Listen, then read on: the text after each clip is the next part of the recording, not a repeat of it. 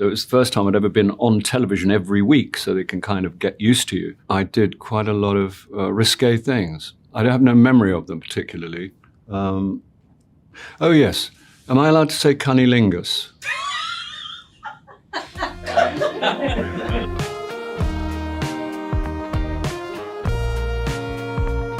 Hey, I'm Bill Nighy, and this is the timeline of my career.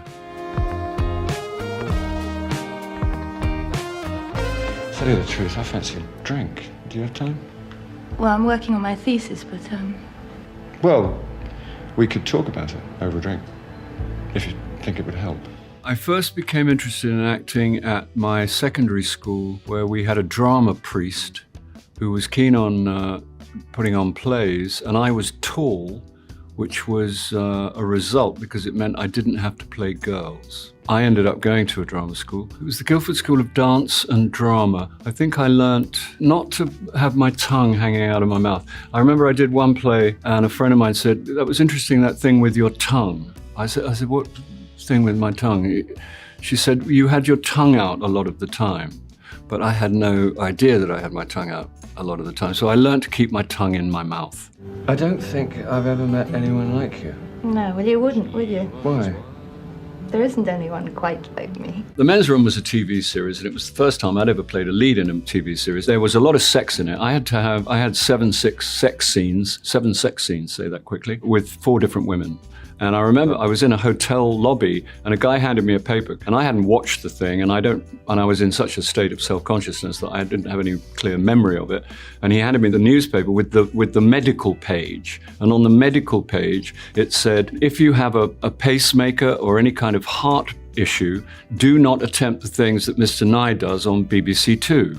And I was thinking, what did I do on BBC Two? And then later I did see in another newspaper, in the listings for the TV, it said cunnilingus on BBC Two. Wow. So, and I have no memory of that either. All I remember is trying to obscure various parts of different women's bodies, which was my gig, which was your responsibility as the man, because there were so many parts of women that weren't allowed to be on television. And then if I end up in ridiculous positions, and then somebody would say action, and you felt like saying, really? Hi, kids. Here's an important message from your Uncle Bill. Don't buy drugs. Become a pop star and they give you them for free. The casting of Love Actually involved a read-through, or I think what they call in America a table read. And there was a tradition in those days that casting people would ask a favor of actors, and they would ask you to do a table read with no possibility of you getting the job. And it was just a courtesy to the casting person.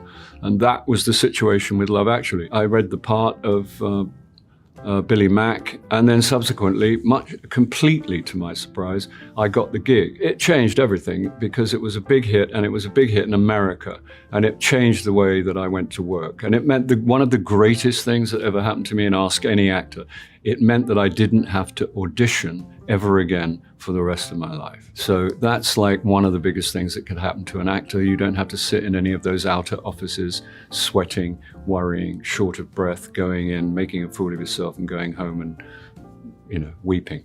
Hi, Billy. Hello. We're live across the nation, and you're #1. How will you be celebrating? I don't know.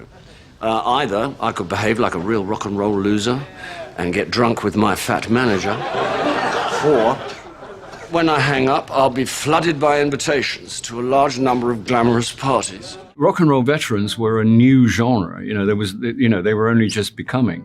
So, and they were sort of, somehow they were just funny. They may be other things, they may be heroic or romantic, but they were also funny. And you only have to mention certain names and people will smile. It's partly because they came out of our youth and they're still there, and that's cheerful. It's partly because it can get slightly preposterous in terms of style and delivery. It's an amalgam of things you've observed or listened to over the years, but there was no member of the Rolling Stones that I was channeling, or any other real life.